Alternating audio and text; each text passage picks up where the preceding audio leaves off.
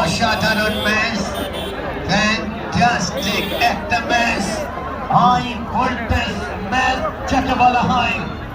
Semifinal, এই semifinal থেকে কেউ আউট হতে চায় না।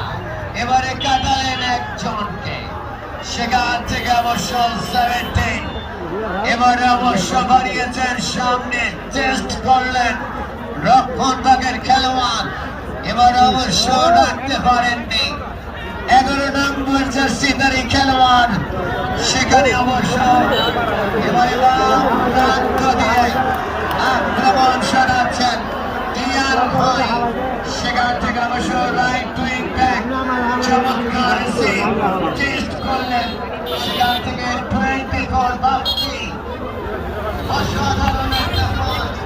এবং সুপ্রিয় দর্শক মণ্ডলী, এত বড় হাই ভোল্টেজ ম্যাচ